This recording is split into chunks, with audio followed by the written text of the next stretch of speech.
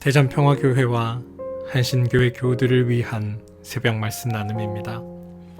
오늘은 2023년 2월 7일 화요일입니다. 오늘 하루 여러분의 삶을 붙드시고 인도하시고 은혜 베푸시는 하나님께서 크신 은총과 위로하심과 복주심으로 함께 하시기를 소망합니다. 오늘 우리가 함께 나눌 말씀은 로마서 11장 29절입니다. 로마서 11장 29절입니다. 하나님께서 주시는 고마운 선물과 부르심은 절회되지 않습니다. 로마서 11장 29절 말씀, 새번역 성경의 말씀으로 읽어드렸습니다. 샬롬. 어제 하루는 하나님의 은혜 안에서 하나님과 동행하시는 복된 날 되셨습니까? 여러분의 삶을 붙드시고 인도하시는 하나님의 그 인도하심이 경험되어진 하루 되셨나요? 바라기는 오늘 여러분의 삶에서 여러분들을 부르시고 하나님 앞으로 인도하여 가시는 하나님의 놀라우신 은총이 여러분들의 삶에 온전히 경험되어져 나타나게 되기를 주님의 이름으로 축원드립니다. 우리가 믿는 신앙, 이 신앙에 퇴행이라는 게 있을까요? 있다면 무엇을 퇴행이라고 부를 수 있을까요? 오랜 시간 교회를 나오지 않는 성도들을 흔히 태신자라고 부르기도 합니다. 이렇게 태신자라고 불려지는 분들을 만나면 그분들이 이렇게 얘기하죠. 종종 믿음이 너무 부족해서요, 은혜가 없어서요, 이러면서 자신의 상태를 합리화하는 경우들을 보게 됩니다. 그런데 이분들의 말처럼 믿음이 부족하다거나 은혜가 없다는 것이 신앙의 퇴행으로 이해할 수 있을까요? 왜냐하면 믿음이라는 것, 은혜라는 것의 주체가 나에게 있는 것이 아니기 때문입니다. 무슨 말인가 하면 믿음은 내 안에 어떤 것을 나 스스로 불러일으키는 것이 아니라 믿음이라는 것을 주시는 분이 따로 계시다는 말입니다. 바로 하나님이 그분입니다. 은혜도 마찬가지입니다. 원래 내게 있었던 것이 아니라 하나님으로부터 주어지는 것, 그게 바로 은혜이기 때문입니다. 그런데 이렇게 들으니 더 이상하게 여겨지실 수도 있다 생각됩니다. 분명 내가 뜨거웠었던 때가 있었고 하나님 말씀으로 살면서 무슨 일이든지 다 해결할 수 있을 것 같은 마음과 생각에 사로잡혔던 때가 있었는데 살아계신 하나님이 부어주시는 그 놀라운 은혜가 나를 뜨겁게 만들었던 때가 있었는데 그때에 비하면 나의 모습은 지금 너무도 초라하고 또 너무 차갑게 식은 것이 아닐까라고 생각되실 것이기 때문입니다. 왜 그럴까요? 하나님께서 주셨던 그 은혜를 지금은 주지 않기 때문에 그런가요? 아니면 더 이상 내 안에 믿음이라는 것이 존재하지 않아서인가요? 둘 다 아닙니다. 하나님은 단 한 번도 우리에게 베푸시는 그 사랑을 줄이시거나 은혜 베푸시기를 멈추신 적이 없으십니다. 하나님을 믿지 않았던 이들에게조차도 하나님은 은혜 베푸시기를 멈추지 않으십니다. 믿음 또한 마찬가지입니다. 하나님은 늘 우리 곁에 함께 동행하시며 우리의 삶을 살피시고 계십니다. 그러면서 우리로 하여금 믿게 할 일들을 멈추지 않고 행하고 계시는 분이 우리의 하나님입니다. 믿음이라는 것 여러분 한번 생각해 보시기 바랍니다. 믿음을 주는 주체자가 믿게 할 만한 일을 했을 때 생기는 것이 믿음입니다. 내가 믿고 싶다고 간절히 여겨서 믿어지는 것이 아니라 나로 하여금 믿게 하는 주체가 내가 믿을 수 있는 행동을 했기 때문에 믿어지는 것이 믿음이라는 겁니다. 내일도 아침에 해가 뜨는 것을 믿는 것은 과거에 단 한 번도 해가 뜨지 않은 적이 없다는 것을 알기에 믿는 것이고, 해가 지면 어둠이 내리고 달이 뜨고 일정한 주기에 따라 달의 모양이 바뀌는 것을 믿는 것도 과거에 그 법칙이 어겨진 적이 없다는 것을 알기 때문이라는 겁니다. 그게 고대인들의 믿음이었습니다. 믿음이라는 것은 믿는 자는, 믿는 주체는 나일지 모르지만 그것을 믿게 하시는 분은 하나님이라는 사실입니다. 그럼 신앙적 퇴행 혹은 믿음이 떨어졌다거나 은혜가 사라졌다라고 여겨지는 이유는 무엇일까요? 유대인들은 하나님의 택하심을 받은 백성이라는 자부심 속에 살았습니다.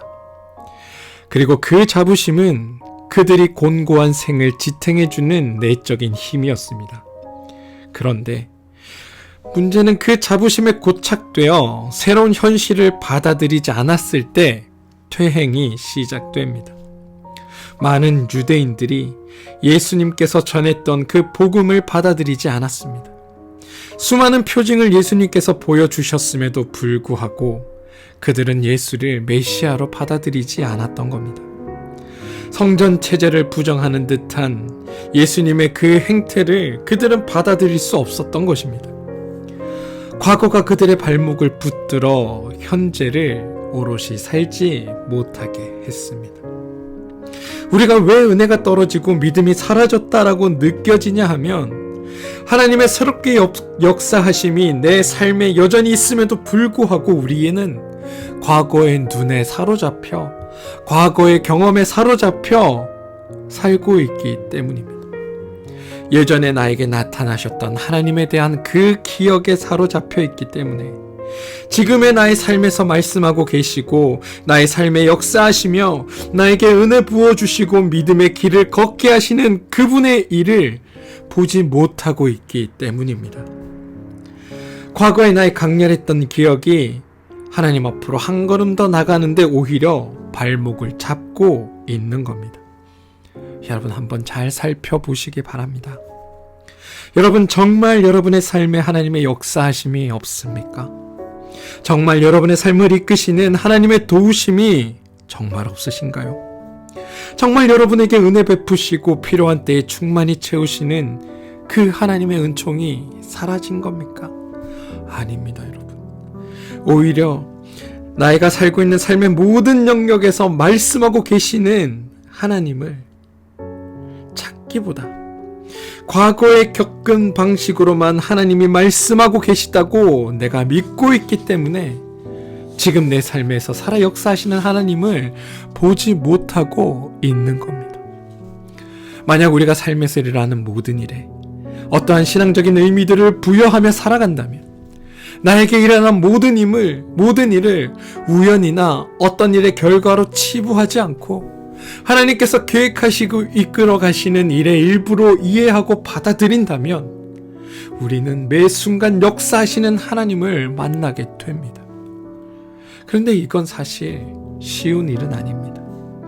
믿는 이라면 반드시 해야 할 일이지만 이게 어느 정도 수준까지 이르러서 그것이 나에게 믿어지기 위해서는 훈련과 시간이 필요한 일입니다.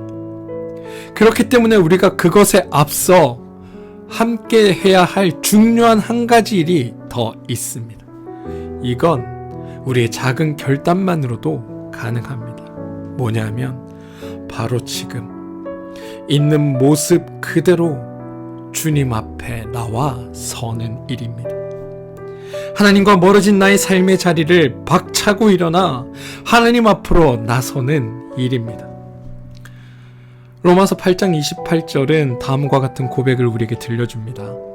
하나님을 사랑하는 사람들, 곧 하나님의 뜻대로 부르심을 받은 사람들에게는 모든 일이 합력하여 선을 이룬다는 것을 우리도 잘 압니다. 로마서 8장 28절 새번역 성경의 말씀으로 읽어드렸습니다. 여기서 말하는 모든 일에는 우리가 긍정적으로 받아들이려고 하는 일만이 포함되는 것이 아닙니다.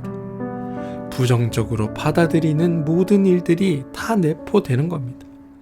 따라서 좋은 일들만 가지고 주님 앞에 나오라는 것이 아니라 네가 행한 선함을 가지고 주님 앞에 서라는 것이 아니라 죄와 허물과 실수투성이의 삶이라 할지라도 그것을 너희가 하나님 앞에 맡길 때 하나님은 그 삶을 통해 새로운 헌신을 빚으신다라고 말하고 있다는 사실입니다.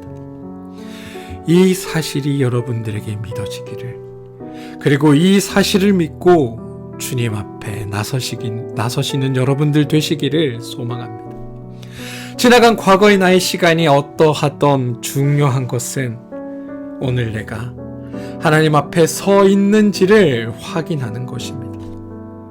중요한 건 지금 내가 어디에 서 있는가입니다.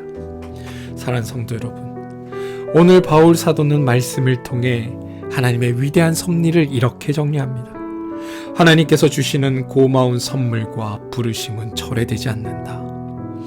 이러한 고백이 있기에 우리는 비록 죄 가운데 거하더라도, 믿음의 길에 벗어나 있더라도, 은혜 없는 것 같은 삶을 살고 있다 할지라도 매일 매 순간 하나님 앞에 다시 설 수 있게 되는 것입니다. 부디 하나님께서 주시는 고마운 선물과 철회되지 않는 부르심을 통해서 다시 한번 하나님 앞에 서서 믿음의 거대한 불꽃을 피워내는 그런 사람들로 살아주시기를 주님의 이름으로 축원드립니다. 제가 조금 전에 유대인들이 수많은 표징을 보았음에도 불구하고 그들이 예수를 메시아로 받아들이지 않았다. 성전 체제를 부정하는 듯한 예수의 행태를 그들은 받아들일 수 없었던 것이다. 과거가 그들의 발못을 붙들어 현재를 오롯이 살지 못하게 한 것이다 라고 말씀을 드렸습니다. 그런데 여러분, 그렇다고 복음이 시들어 버린 것이 아닙니다. 복음은 이방인들에게로 흘러갔고, 이방인들 가운데 복음을 받아들인 이들은 구원의 신비를 맛보며 살았습니다. 그리고 그 모습이 예수를 배척했던 유대인들의 가슴에 불을 지폈습니다. 그리고 유대인들이 예수를 믿게 되었습니다. 바라게는 이 거대한 믿음의 불꽃이 여러분들의 발걸음을 하나님 앞으로 재촉하여 내고, 그리하여 하나님 앞에 서겠다고 여러분들이 결단하며 행하는 여러분들의 삶을 통해서 이 땅 가운데 온전히 드러나게 되기를 주님의 이름으로 축원드립니다. 함께 기도하겠습니다. 하나님을 바라보며 걷는다고 하면서도 한눈을 팔 때가 많습니다. 방심한 사이에 우리는 마땅히 가야 할 길에서 벗어나 엉뚱한 길로 나가곤 합니다.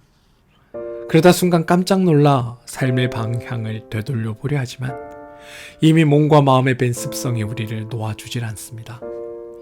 우리를 바른 길로 되돌려 주실 분은 주님뿐이십니다. 가시나무로 길을 막고 담을 둘러쳐서라도 우리가 헛된 것들을 따라가지 않도록 우리를 지켜주십시오. 혹 나의 길이 지금 주님과 멀어져 있다 한다면 다시금 주님 앞으로 설 수 있도록, 향할 수 있도록 우리의 발걸음을 인도하여 주십시오. 그래서 주님, 더디더라도 주님을 따라 걷게 하여 주십시오. 우리를 버리지 말아 주십시오. 예수님의 이름으로 기도합니다. 아멘. 오늘 함께 중보하며 기도할 제목은 몸과 마음의 힘듦으로 인해 어려움을 겪고 있는 우리 교우들을 위해 기도하길 소망합니다. 하나님께서 그들의 육신의 연약함을 회복시켜 주시고, 낫게 하여 주시고, 일으켜 주시고, 하나님의 능력으로 채워 주셔서 그들이 주님과 살아가는 이 시간이 하나님의 능력 안에서 이 힘겨움을 이겨내는 시간이 되게 해달라고. 그래서 지금 비록 연약한 모습이지만 있는 모습 이대로 주님 앞에 나와 하나님께서 베푸시는 그 은혜 가운데 회복되는 놀라운 역사를 경험하게 되는 일들이 있게 해달라고 여러분 기도해 주시기를 부탁드립니다. 또한 삶의 여러 문제들과 마음의 상처들로 인해 힘겨워하는 이들에게도 하나님의 도우심과 치유하심이 함께하여서 그들이 주님의 능력 안에서, 은혜 안에서 회복되는 놀라운 일들을 경험하게 되게 해달라고 기도해 주시기를 부탁드립니다. 자녀들을 위해 기도하시기 바랍니다. 오늘 여러분들의 자녀는 하나님의 손에 붙들린 채로 살아가는 자녀입니다.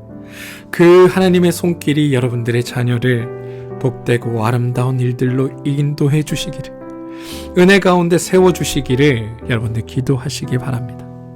하는 일과 사업체를 위해 기도하시기 바랍니다. 내가 하는 일과 사업체를 통하여 하나님의 그 거룩하심과 하나님됨이 드러나고 풍성케 베푸시는 하나님의 놀라우신 사랑이 내 삶을 통해 나타나서 하나님을 알지 못하는 이들조차 하나님을 만나게 되는 놀라운 자리에 이를 수 있게 해달라고 기도해 주시기를 바랍니다. 교회를 위해 기도해 주십시오. 한신교회와 평화교회가 하나님의 손에 붙들린 교회로 쓰임 받게 되기를, 이 두 교회를 통해 일어나는 하나님의 놀라운 역사가 이 대전 땅을 하나님의 은혜로 사랑으로 물들이게 되게 해달라고 기도해 주시기를 부탁드립니다. 또한 두 교회를 담당하는 교역자들이 있습니다. 이 교역자들과 교역자들의 가정을 위해서 여러분 기도해 주시기를 부탁드립니다. 나라와 민족을 위해서 여러분 기도해 주십시오. 이 나라와 이 민족 위에 하나님의 도우심과 인도하심이 함께하여서 이 땅을 살아가는 모든 이들에게 하나님의 선한 통치하심을 맛볼 수 있게 되고, 이 땅에 온전한 평화가 이루어지게 되기를 여러분 기도해 주시기를 부탁드립니다. 오늘도 하나님은 여러분의 삶을 인도하십니다. 감당하지 못할 은혜와 사랑으로 우리를 이끄시는 분이 하나님입니다.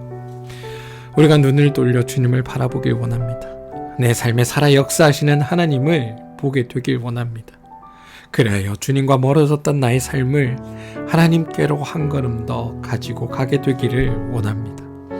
그러한 여러분들에게 하나님은 크신 은총과 은혜로 함께 하실 것입니다. 함께 기도하며 나갑시다.